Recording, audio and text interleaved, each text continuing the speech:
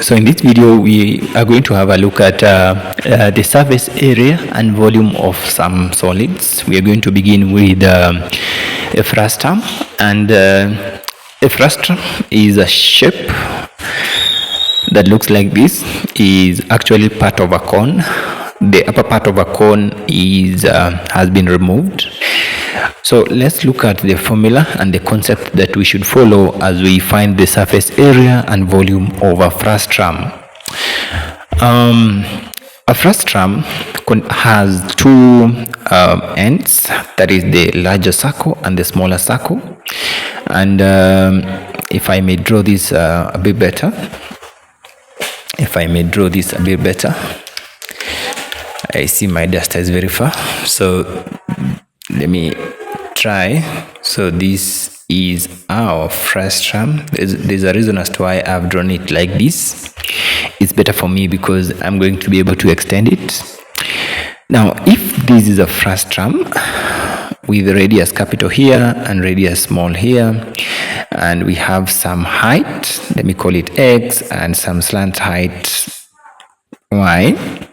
To calculate the volume, then we're going to use the volume of a cone, and therefore it means I have to extend this to be a cone, and we're going to have two similar cones.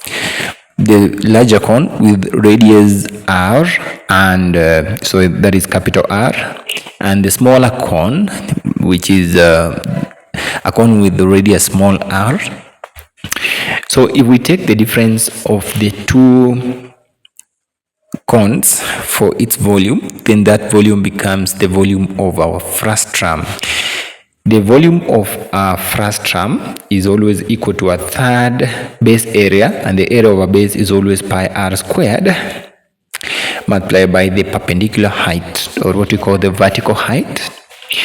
So in that case, if I take the volume of the bigger cone, so volume is going to be equal to 1 over 3 pi. Now we are going to take capital R squared times capital H. Now what is capital H? Capital H is the distance, the whole distance from the top to bottom. So I'm going to call it this capital H, and then we have a smaller h here. I can use dotted line for that, or let me have it at this point. This is small h to represent the vertical height for the bigger cone and vertical height for the smaller cone. So this h represents the vertical height for the bigger cone. Subtract that from, you supposed to subtract a third pi r small r multiplied by h. So that becomes the formula for finding the volume of a cone, or not a cone but a frustum. We have an example here, so we need to do this example before we look at the surface area. To do this example, then we are going to say we know that volume is equal to, I will not use this space because this space is going to help me to expand. So we're going to have volume is equals to a third pi r capital minus multiplied by height minus a third pi r squared small h. So what we don't have is this one and this one. If we produce our cone to be like this and like this, then we're going to have some value here which is called small h. And because the two cones are similar, then we can use similarity, because we have two ratios for the radius. We should be equal to the radius, or to the ratio of the heights. If we use similarity, because the two cones, as I said earlier, are similar, and therefore capital R is going to be 14 divided by 7 equals to capital H is going to be 10 plus H divided by the small h is going to be H. So if I cross multiply this, then we have 14H is equals to 70 plus 7H. take 7 to the other side and minus it. 7h equals to 70 and h equals to 10. Wow, turns out that h is equals to 10. It means therefore capital H equals to 10 plus 10, which is 20. To calculate the volume, therefore, I'm going to have, maybe just to be sure of what we are doing, I want to just explain what is happening here, because some of you might not really get it right. Cross multiplying, we have 14h, and then cross multiplying on the other side, we have 7 times 10, which is 70.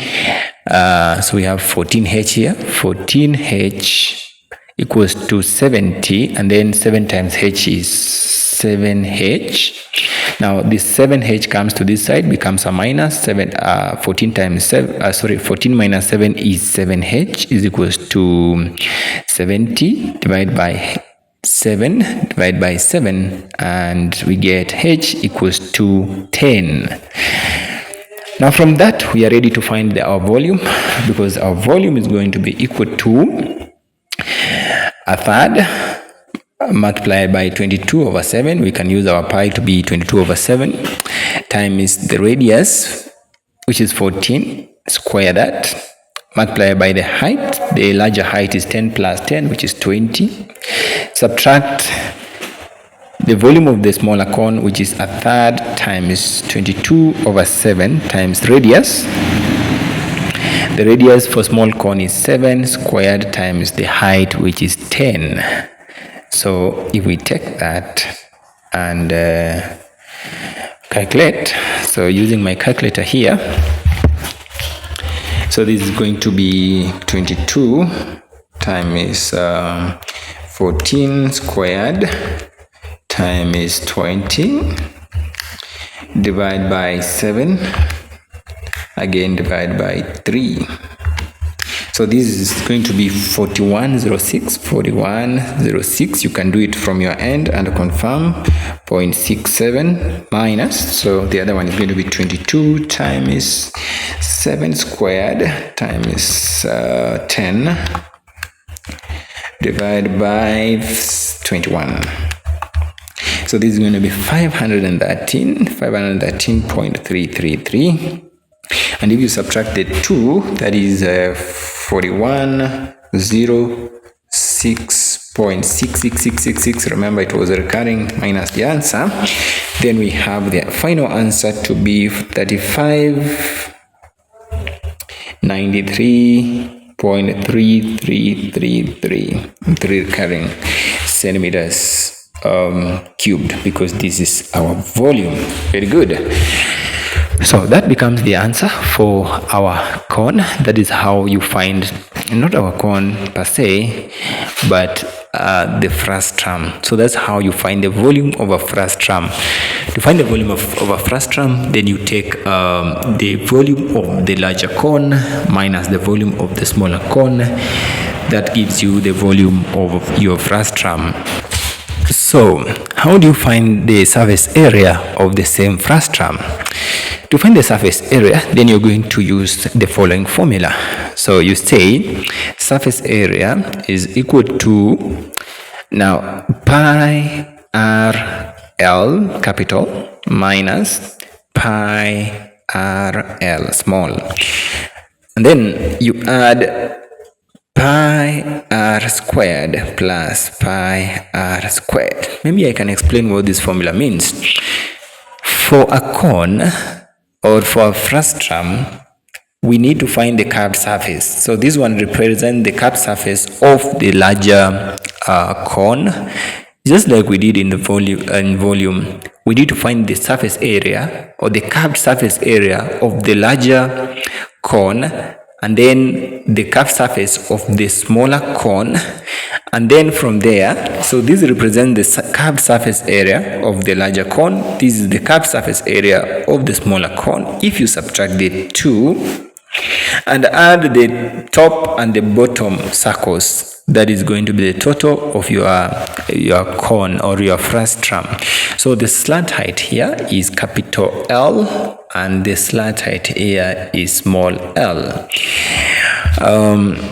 In an example, we're going to do an example right there in just a moment, but sometimes it's worth noting that this could be a bucket. If it is a bucket, it means it's going to be open on one end. So if it is going to be open on one end, it means we might not add this side.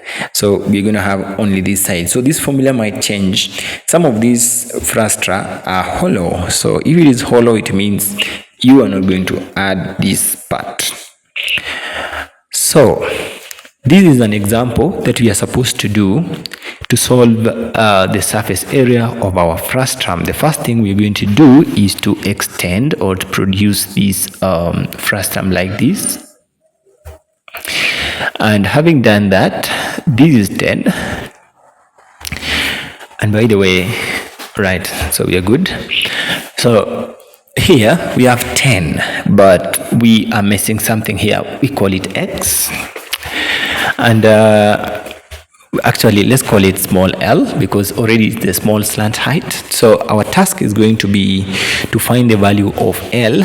And again, we said that because the two cones are similar, then we're going to use the similarity formula, and that is going to be equal to the radius. The larger radius divided by the smaller radius is going to be equal to the ratio of the slant heights. The larger slant height divided by the smaller slant height, and this is going to be 14 over 7 equals to 10 over, not 10, but 10 plus L divided by L itself. So cross multiplying, we have 14L equals to 70 plus 7L. Again, this is going to be 7L plus equals to 70, L equals to 10, just the way we found it in our previous example, because I think the ratios are the same. So this is going to be 10, and therefore the whole slant height is 10. But as you can guess, the formula is different, and the answers are not going to be different. They are not going to be the same, because we are tackling now surface area and no longer volume. So the surface area, we are assuming that these are solid, and therefore surface area is going to be equal to pi RL multiplied by or minus pi RL for the smaller cone, add pi R squared plus pi R squared for the larger circle plus the larger smaller circle respectively. So let me input the values and see what we have. The surface area is going to be 22 over 7. I'll use 22 over 7 times the radius is 14 times 10 plus 10 is 20 minus 22 over 7 again times radius 7 times L for that is 10.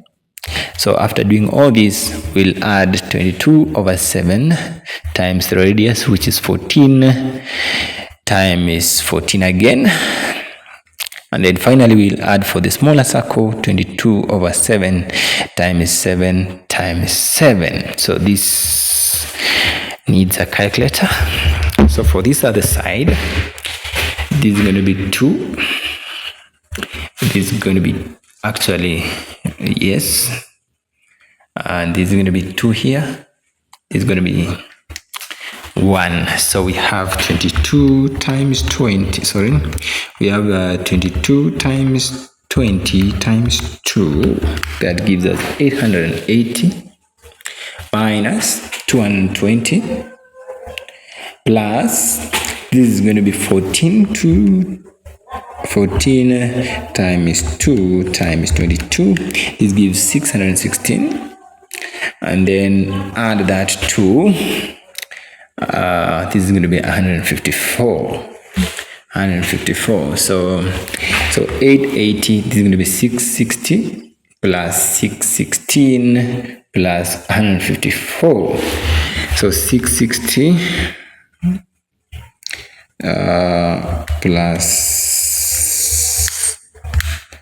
154. The final answer for that is 1436. centimeters squared. So because this is surface area. Very good. So that is how you calculate the volume of solids and their surface area. Maybe in another video we can cover the volume of another solid, like maybe a sphere or so. Thank you for watching this video. Remember to like it, leave a comment, and don't forget to subscribe to this channel as a form of support. Thank you.